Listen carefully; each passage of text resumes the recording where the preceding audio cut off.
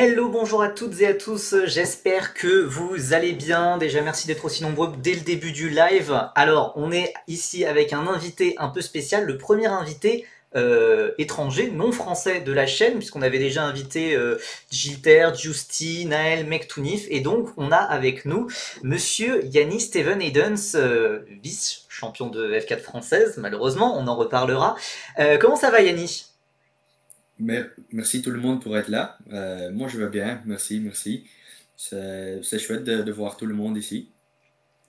Est-ce que déjà, pour ceux qui ne te connaissent pas, alors déjà, je sais pas, enfin, si vous me suivez, je pense que je parle déjà pas mal de Yanni comme ça, mais pour ceux qui ne te connaissent pas, est-ce que tu peux te présenter rapidement en quelques mots, s'il te plaît? J'ai 18 ans. Je fais la monoplace. Depuis que j'ai 8 ans, j'ai fait du kart. Et il y a 2 ans, j'ai fait le step du kart vers les voitures grâce à l'RACB, la fédération belge. Alors, cette année, j'ai fini deuxième au championnat de France F4. Malheureusement, il y a quelque chose qui se sont passés, mais c'est comme ça. On a appris beaucoup cette année. Voilà. Ah, je vois, il y a quand même des gens qui te défendent dans le chat, hein, qui disent le vainqueur, le champion de la F4 France. Bon, voilà, donc évidemment, il y a beaucoup de gens qui te félicitent dans le chat, puisque c'est vrai que tu as fait quand Mhm. même une saison énorme. Tu as été, alors certes, vice-champion au final, mais est-ce que tu as le sentiment quand même d'avoir été tout simplement le plus fort en fait sur cette année? Pour moi, oui. Il y a beaucoup de choses qui ont pas été dans mon faveur souvent. Alors, pour moi, juste performance pure, je pense qu'on était le plus fort cette année quand tu vois les qualifs. Je pense que j'ai fait 8 pôles sur 14. Hum, hum. C'était incroyable. La vitesse, même au début de l'année, je pensais que ça allait être bien, mais pas comme ça. C'était vraiment pour moi vitesse pure, un peu au-dessus des autres. C'est juste de temps en temps des petites erreurs, un peu de malchance. Après des choses un peu, ouais, comment il faut dire, un peu bizarre, mais c'est comme ça, ouais. Il y a un fan de Taito Kato dans le chat, Lewis Hamilton 09, qui dit en tant que fan de Taito Kato, tous mes respects Yanni. Il y a quelque chose que j'ai vraiment adoré dans cette lutte comparé aux années précédentes où parfois voilà, les affrontements en piste ont été un peu au-delà de la limite. Entre toi et Taito, aussi Jules Caranta aussi qui a fini troisième, c'est toujours resté toujours très fair play entre vous trois. Est-ce que tu peux en dire plus sur cette relation que tu as eue avec ces rivaux malgré cette pression du titre? Ouais, vraiment, à côté de la piste, c'était vraiment chouette avec eux. On a passé des bons moments ensemble, c'était chouette, mais quand tu mets les casques, c'est un peu un contre l'autre, mais ça doit rester des belles courses avec beaucoup de respect. Sinon, c'est pas des beaux courses, c'est pas chouette à rouler pour nous non plus. Vraiment, on avait tous respect pour l'autre, alors tu donnes le respect à eux aussi. Ça a resté comme ça toute la saison, c'était chouette à rouler comme ça. Pendant la saison, enfin pendant toute la saison de F4 France, bah, tu l'as dit, tu as toujours joué devant à tous les week-ends. Mais moi, il y a vraiment quelque chose qui m'avait choqué vraiment, c'était le premier week-end à Nogaro où tu as atomisé absolument tout le monde. Ouais, tu t'attendais pas à un week-end pareil. Non, non, non, c'était vraiment dès la qualif. J'ai juste préservé les pneus beaucoup mieux que tous les autres à la qualif. Et après, c'était juste un peu gérer les courses. Ouais, une petite erreur dans la course 3 quand même, de bouger un petit peu avant le départ. Même pas voler de départ, mais c'est un départ anticipé, alors c'est 5 secondes. Un peu de malchance en plus avec la safety car, qu'on n'avait qu'un tour après. Mais la vitesse là-bas, c'était incroyable. Quand tu vois la qualif, je pense qu'on avait 4 dixièmes d'avance sur les autres. C'était incroyable. Je n'avais pas prévu ça avant de monter dans la voiture. Hmm. Donc voilà, au final, il s'est passé ce qui s'est passé au Castellet, on va dire, avec une bataille avec Taito Kato lors de la course 1. L'incident a été jugé sur appel par la FFSA, mais en fait cet incident, nous, on l'a pas vu, vu qu'il il était pas diffusé, la course 1 n'était pas diffusée. Est-ce que tu peux nous dire ce qu'il s'est passé à ce moment-là? Alors, moi, je partais premier, lui deuxième. Ça, c'est de mon vue. Peut-être que quelqu'un d'autre voit ça différent, comme les stewards chez les faisaient ça. Hmm. Mais pour moi, je prends un peu un mauvais départ. C'était pas top. Juste au freinage du T1, il est légèrement devant. Après, quand je freine plus tard. Et juste à la corde, c'est vraiment limite. Il faut voir quand tu prends la corde, c'est ou moi devant ou lui. Mais à la cône, il y a un cône là. Là, je suis légèrement devant pour moi. Et après, il perd un peu l'arrière de la voiture et il va large et il coupe la piste et il rejoint presque un seconde devant moi sur la piste. Mhm. Alors pour moi, c'était normal qu'ils avaient mis 3 secondes, mais vu après avec les tribunaux, on a gagné le tribunal contre la décision qu'ils avaient annulé la pénalité, mais après, ils ont rejugé une autre pénalité, ouais, la pénalité qu'ils avaient pris au début, et ils ont enlevé celui-là. Ouais, c'est ça. J'ai un peu essayé de l'expliquer, même si c'est assez invraisemblable, puisque toi, tu fais appel sur cette décision d'annuler la pénalité. Mhm. Et en fait, eux, ils te donnent raison, Ouais. ils enlèvent, comment dire, parce que c'est difficile de s'y retrouver, mais au final, ils annulent aussi la décision originale et c'est comme s'il y avait jamais eu de pénalité, c'est ça? Mhm. Ouais, c'est ça.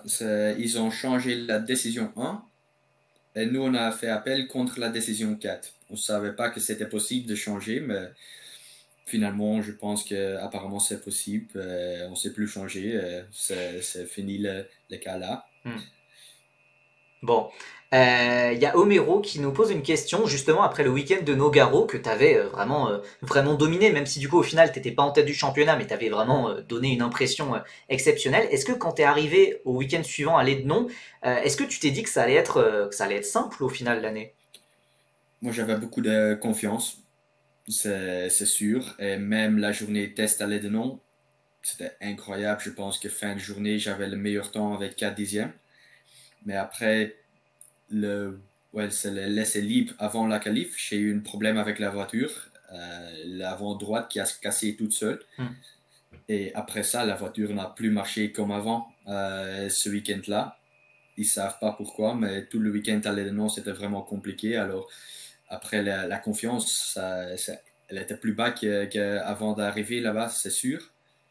Mais après, quand j'ai retrouvé ma voiture à Spa, c'était nickel encore. C'était juste un peu bizarre à l'Edenon, un peu compliqué. Et puisque je me rappelle en début d'année, j'avais déjà fait une interview avec toi qui n'avait pas été Mhm. sur Twitch, mais j'avais déjà fait une interview avec toi qui était sortie pour Feeder Series. Tu avais dit que tu avais pour objectif de gagner le titre, c'était aussi l'objectif que tu avais fixé le RACB, le Royal Automobile Club of Belgium. Toi, d'abord, pour parler de toi vraiment, personnellement, est-ce que tu es satisfait de ton année? Puisqu'il y a quand même une progression complètement dingue par rapport à 2023. Je suis satisfait de ma performance que moi j'ai fait vu les choses autour de la saison, mais quand même un peu déçu qu'on l'a pas gagné, Hmm. quoi. Hmm. Mais justement, en fait, qu'est-ce qu'est-ce qui a fait que tu as autant progressé par rapport à l'année précédente où tu avais fait septième, ce qui était déjà bien, mais tu n'avais pas pu challenger Evan Gilter, Enzo Peugeot, etc. Non, l'année dernière c'était compliqué, c'était surtout avant la saison, on n'avait pas la préparation qu'on avait Hmm. besoin. J'ai fait 2 jours dans la voiture avant la course à Nogaro. Alors Ouais. c'était trop compliqué. L'expérience que j'ai gagnée l'année dernière, et j'ai bien étudié tout l'hiver, fait des tests en hiver aussi. Et après, j'étais beaucoup mieux préparé pour commencer la saison ici que l'année dernière. Donc, du coup, est-ce que avec le recul, t'aurais préféré arriver un peu plus tard en monoplace, mais en ayant vraiment une préparation béton, ou alors tu regrettes pas d'avoir démarré plus tôt, même si c'était un peu compliqué au début? Je pense que ça a été bien parce que j'ai quand même fait des courses. Et faire des courses en F4, c'est l'expérience que j'ai gagnée là-bas. C'est presque impossible de gagner cette expérience juste avec des entraînements. Comme les départs et tout, c'est vraiment dans la course, c'est quand même Hmm. différent que sur un entraînement. Alors, c'était bien de faire une saison avant, vraiment pour bien préparer le deuxième pour gagner. Ok, ok. Je salue Nitram Nitrin qui est présent dans le chat et qui est un fan belge de la première heure, qui est le fan numéro un belge extrêmement actif sur le chat depuis très longtemps. Donc voilà, qui doit avoir ça doit être le plus beau jour de sa vie que je t'invite. Euh, Top. j'ai une question de Lewis Hamilton 09 qui te demande, est-ce que tu as considéré que enfin, que ton manque de budget, ça a été un frein à ta préparation pour toi? Ouais, sûrement, sûrement. C'est déjà l'année dernière, même cette année-ci encore. Entre les courses, je fais rien avec la voiture, c'est juste simu, entraînement physique. Mais pour le reste, c'est un manque de budget. Je sais pas faire des tests avant la saison comme certains autres le font. Et c'est quand même, ça me met une pénalité avant la saison pour moi. Hmm. Ouais, puisque en fait, quand on compare tes rivaux, par exemple, Jules Caranta, il avait déjà roulé pendant l'hiver aux Émirats Arabes Unis. Taito Kato, il avait fait énormément de roulage avec Honda. Toi, au final, bon, t'avais certes une saison d'expérience, mais t'étais peut-être un peu rouillé aussi pendant l'hiver, non? Ouais, c'est ça, parce que je pense que de octobre, la course de Paul Ricard, Hmm. jusqu'à février, j'ai pas roulé du tout. Ouais. C'est juste le premier test avec le FVSA à Nogaro, c'était en février, je pense Hmm. mi-février. Et c'était la première fois que j'ai touché la voiture depuis l'octobre à l'année avant. Hmm. Ok, ok. Euh, donc, Euh, il y a eu cette fin de saison, voilà, ce titre qui s'est décidé des semaines après. Au final, malgré l'appel du RACB, tu es resté sur ta position de vice-champion. Euh, Quelle est ta relation du coup avec le RACB aujourd'hui qui t'avait fixé ces objectifs de titre cette année? Ouais, ça a été un peu compliqué. On a eu beaucoup de discussions avec eux aussi, vu ce qui était décidé avant la saison, de gagner la saison. Ils vont plus me soutenir comme maintenant pour les prochaines années. Ils sont toujours là pour m'aider. Ils m'ont dit aussi si j'ai besoin de contacts, des choses comme ça, ils sont toujours derrière moi. Mais juste l'aspect financier, ça va être pas comme maintenant.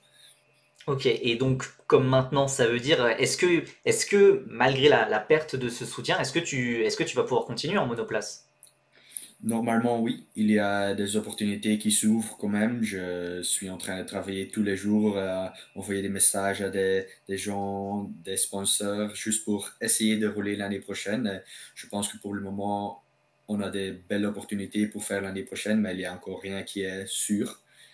Comme la semaine dernière, j'ai fait des tests en Eurocup. Après, avant ça encore, j'ai fait des tests en Freca et tout.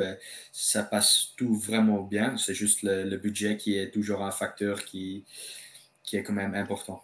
Donc, est-ce qu'il y a quand même toujours un risque que ta carrière s'arrête ou tu auras quand même un plan B, un plan C ou... Je vais sûrement rouler en voiture l'année prochaine. C'est juste un peu la question, est-ce que ça va être la monoplace et quelle catégorie? Hmm. Et si c'est vraiment pas possible, le plan B, c'est faire des GT. Et Ouais. là, le budget, c'est plus bas et ça va être possible de rouler sûrement. Ouais, et puis alors c'est peut-être un cliché, mais la Belgique a une relation très forte avec le GT, avec les 24 heures de Spa. Est-ce que, ouais, c'est quelque chose qui peut t'attirer vraiment facilement, vraiment rapidement? Ouais, c'est ça. C'est surtout que j'ai des bons liens encore avec l'RACB. Ça peut m'aider parce que les contacts que eux ils ont, c'est incroyable dans le monde de sport automobile. Je pense qu'il y a des belles opportunités là-bas aussi, mais pour moi, vraiment, mon rêve, c'est d'y aller en F1. Hmm. Alors, je veux premièrement faire la monoplace. Et si ça va vraiment pas, on va vers la GT. Ok, ok. J'ai une question d'Homero 142 qui demande, bah après, enfin je pense que ça va être une question un peu rhétorique. Quel circuit as-tu préféré en Formule 4 française? Pour moi, le préféré, c'est Nürburgring, je pense. Ah, mais Ouais, je m'attendais tellement à ce que tu dises pas Spa. Enfin, en plus c'est chez toi quoi, non? ouais, c'est chez moi, c'est vraiment chouette. C'est juste Nürburgring, c'est quand même différent. Il Ouais. y a des beaux éléments à Spa, comme le radion et tout ça, mais vraiment le circuit de Nürburgring, c'est vraiment technique et moi j'ai bien aimé de rouler là-bas. Ouais, et puis surtout t'as eu un sacré week-end là-bas, en plus sous la pluie. C'est vrai Mhm. que ça a été un week-end aussi assez impressionnant. Euh, oui, donc on t'a vu tester donc en Eurocup 3 avec Palau Motorsport. T'as testé aussi en Freca avec ART, RPM. En étant chez ART aussi, est-ce que t'as retrouvé Evan Gilter, puisque je pense qu'il devait rouler aussi avec toi. Et je m'en rappelle, en 2022, t'avais fini vice-champion de la Yame World Final juste derrière Ouais, lui. C'est ça? ouais, c'est vraiment ça. Ouais. Et Mais quand j'ai fait le test avec ART, c'était encore la saison de Freka avait pas encore fini, alors c'était Hmm, vraiment un test pour des rookies. d'accord. Alors il n'était pas là à ce moment-là, mais après quand j'ai fait des tests avec RPM à Monza et à Spa, je l'ai vu encore. Ouais. Ok, ok. Mais donc, a priori, normalement, on te reverra pas dans ce championnat de Freca. En tout cas, pas là, pas en 2025. Non, non, je pense pas. Les budgets là-bas sont encore plus hauts que l'Eurocup et pour le moment, c'est pas possible avec les choses qu'on a. Ouais, ok, ok. Donc là, la Freca reste. Même les petites équipes de Freca restent plus chères que de l'Eurocup 3. Ouais, pour moi, oui. Ouais, sauf les grandes équipes en Eurocup, comme Oui. LP et Campos, c'est quand même plus cher que les petites équipes en Freca. Mais quand tu prends un bon équipe en Freca ou un bon équipe en Eurocup, l'Eurocup, c'est quand même beaucoup moins cher. Ouais, ouais, ouais. Excellente question d'Omero. Est-ce que tu as envisagé la GB3? J'ai entendu un peu, j'ai parlé un peu, mais vu que c'est un nouveau voiture l'année Ouais, prochaine, ouais. c'est très très cher. Ouais, c'est ce que j'ai entendu parler. J'en ai parlé avec un proche d'Arthur Rojon qui a fait 2 saisons Mhm. de GB3, pour qui ça posait pas de souci, l'ancienne formule du GB3 avec l'ancienne voiture, mais là qui va devoir se réorienter puisqu'il peut pas refaire de troisième année en GB3 avec la nouvelle voiture. Mhm. Donc ça m'étonne pas. Ça m'étonne pas ce que tu dis. Il y a une question de Lewis Hamilton 09 aussi. Est-ce que le RACB fournit un système de scolarisation adapté, comme le fait la FFSA, oui, comme le fait la FFSA? Est-ce que tu es toujours scolarisé à côté? Moi, je vais encore à l'école, mais c'est pas avec les RACB. Il y a quelque chose en Belgique. Moi, je dois aller à Bruxelles pour mes examens, mais après, j'étudie toute seule chez moi À et je fais distance. tout à distance. Ouais, Ouais, c'est ça. ok, d'accord. Et donc, évidemment, je ne l'espère pas, mais est-ce que tu as déjà envisagé d'autres carrières en dehors de pilote? Est-ce que, par exemple, être manager en sport auto, ça t'intéresserait? Ou est-ce que faire un truc complètement différent, ça t'intéresserait? Pour moi, il y a une chose qui m'intéresse encore, et ça, c'est un peu ingé, mais en voiture aussi. Quand je suis déjà sur le simulateur maintenant et tout, moi, j'aime bien les setups, les réglages et tout. Ça m'intéresse quand même. Alors, si ça marche pas comme j'espère en voiture, je vais quand même faire quelque chose comme ça, je pense. Ok, sympa, sympa. J'ai une question de Natoun28. Qu'est-ce que tu penses de la nouvelle génération de pilotes belges, entre parenthèses, toi, Thibaut Reymakers, Dries Van Langendonk? Est-ce que tu penses qu'on va revoir un Belge en F1 dans les années à venir? Je pense que c'est possible, oui. Quand tu vois moi, Dries Van Langendonk, Ramakers, cette année ici, toutes des belles performances, et tous très vite. Je pense, quand tu vois déjà Dries qui est chez McLaren, je Hmm. pense qu'il y a sûrement une opportunité qu'il y a un Belge bientôt dans le F1, oui. Et par ailleurs, je ne sais pas si je peux te demander ça, mais est-ce que tu sais si Thibaut Reymakers, qui a fait la finale de scouting de Ferrari, a gagné ce camp de Hon- scouting ou... Honnêtement, j'ai aucune idée moi-même. Non, D'accord. je sais pas. Je savais qu'il allait aller là-bas, mais Bah ouais. j'ai rien entendu, rien du tout. Bon, bah j'aurais tenté, peut-être qu'on aura la réponse un jour, mais ça prend énormément de temps à sortir. D'ailleurs, c'est quoi ta relation avec Raymakers, Van Langendonk, qui sont 3-4 ans, enfin qui sont ouais, 4 ans plus jeunes que toi? Tu leur donnes des conseils parfois par exemple, j'imagine que Raymakers, il devrait peut-être bientôt commencer à tester en monoplace. Ouais, quelle est ta relation avec ces jeunes pilotes? Ouais, pour moi, ça passe vraiment bien. Parce que je les vois souvent aussi. On a un entraînement avec les RACB, des entraînements physiques. Et là, je les vois souvent et ça passe bien. Début de l'année, c'était comme pour Dries, c'était tout un peu nouveau. Alors, je l'ai pris avec. je l'ai expliqué des choses. On l'a bien entré dans l'RACB aussi.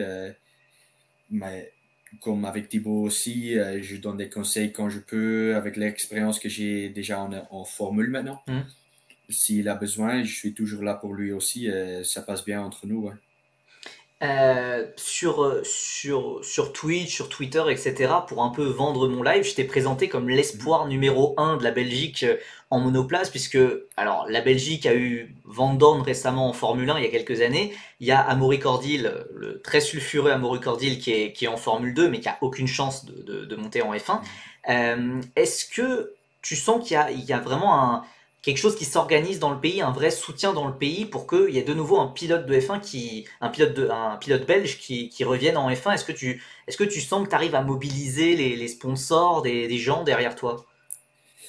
Les sponsors en Belgique, c'est un peu compliqué quand même. De vendre le sport automobile, c'est quand même compliqué. Mais quand tu vois la Fédé, eux, ils sont vraiment forts derrière pour qu'il y ait encore un Belge en F1. Et tout le monde qui est dans un peu le milieu sport automobile, ils veulent tous qu'il y a quelqu'un en F1 belge. Mais après, de vendre ça chez les grandes usines pour avoir du sponsoring, c'est quand même compliqué. Ouais, ouais. Je pense que c'est un peu pareil. Enfin, on a un peu la même situation qu'en France, et heureusement qu'il y a une bonne fédération à côté qui fait des efforts. Et bah, la question de Lewis Hamilton 09, elle est très drôle puisque j'allais poser exactement la même. Qui est ton exemple, ton modèle en sport automobile? Pour moi, c'est Verstappen. Ouais, moi j'aime bien un peu la façon dont il roule. De temps en temps, c'est un peu trop, mais sa mentalité et tout, à côté de la piste, moi j'aime bien qu'il est un peu dur, quoi. Ok, donc Verstappen, le belge, pas le néerlandais. Ah ouais, ouais, c'est un Belge C'est un normalement, belge. et il est né en Belgique, il a juste un peu changé la nationalité. C'est dommage, c'est dommage. Il y a une question de Nitram Nitrin. Est-ce que tu as déjà rencontré, discuté avec Gaëtan Vigneron, le commentateur de la RTBF?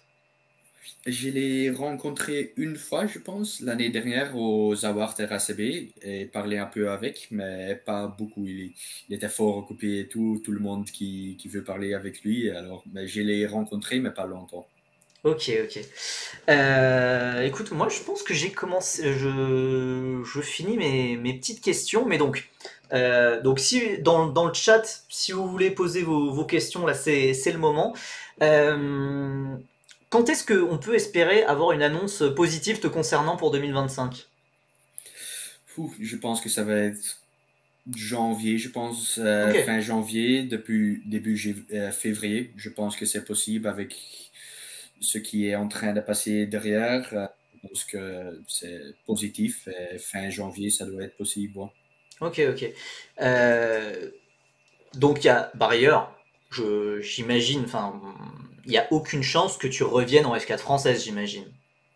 Non, non, non, Non. ça. C'est pas une option. C'est pas une Non, option, ça sera forcément une autre F4 ou de l'Eurocup 3. ouais, c'est ça. On préfère monter, mais si c'est pas possible à cause du budget, il y a quand même des opportunités en F4 pour le moment avec des bonnes équipes. On peut encore faire ça aussi. Ouais. Ok. Donc Homero qui nous dit, Yanni, on espère vraiment te voir encore en monoplace l'an prochain. Si bon, ça reprend une question dont on a parlé avant le live. Si tu as testé avec Palou, est-ce que tu as pu parler avec lui qui sert aussi de mentor parfois aux pilotes de Palou Motorsport? Je l'ai pas, j'ai pas parlé personnellement avec lui parce qu'il était aux États-Unis pour l'IndyCar. Il était occupé à ce moment-là, alors je l'ai pas vu. J'ai quand même parlé un peu sur message et beaucoup avec son père aussi qui Ouais. gère un peu l'équipe, mais lui-même je l'ai pas vraiment eu. Ok, ok. Bon, écoutez, s'il n'y a pas de nouvelles questions, je pense qu'on va s'arrêter là. En tout cas, merci beaucoup d'avoir accepté l'invitation. C'était très chouette. Et puis ça varie un peu d'avoir d'autres pilotes d'autres horizons. Attends, ah, wow, wow, il y a des questions en plus. Après des années en F4 France, est-ce que tu gardes des liens avec la FFSA, même si tu n'es pas français? Est-ce qu'ils te soutiennent d'une autre manière? Nous demande Natoun28. J'ai quand même un bon contact avec ceux qui gèrent un peu les championnats d'F4 France, mais vraiment avec les FSA, les gens derrière, je les connais pas, j'ai pas vraiment un contact avec et il n'y a pas vraiment beaucoup de soutien de leur part non plus. Ok, ok. Euh... Yannis, je t'avoue que je te connaissais de loin et je savais que t'avais un truc, mais là, waouh, t'es un chouette type. Bon, bah. Merci. T'as gagné un fan, je pense. T'as gagné un fan. Ouais. Bon, ouais, l'Eurocup 3 a l'air de se renforcer. Oui, non, c'est vrai, c'est vrai, il y a eu pas mal de récentes annonces sur l'Eurocup 3 avec des annonces de pilotes. Ça a l'air d'être enfin, la grille 2024 était assez faible et j'avoue que pendant l'année, on n'a pas beaucoup parlé de l'Eurocup 3 qui avait une grille assez faible. D'ailleurs, à ce sujet, le champion 2024 devrait bientôt être désigné puisque là aussi, petite ressemblance avec la F4 française, Mhm. l'Eurocup 3 adore sacrer son champion des semaines après, mais on devrait enfin avoir une réponse sur le sujet très bientôt. Mais donc l'Eurocup 3, il devrait y avoir voilà, des pilotes de qualité. Il y a Rinicella qui a été annoncé, Maciej Gladic de la F4 espagnole, Jules Caranta qui n'a pas encore été annoncé mais qui rejoindra Campos. Euh, Est-ce que, enfin, du coup, l'Eurocup 3 va devenir un peu plus compliqué à gagner avec des pilotes d'une telle qualité comparé à l'an passé, non?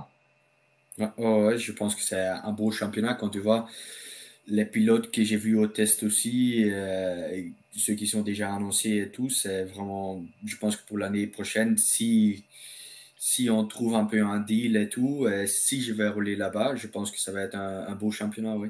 Ouais, ça va être sympa. En tout cas, on va suivre ça.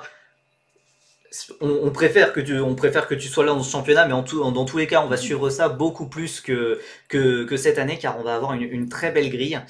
Bon, je pense qu'on va s'arrêter là.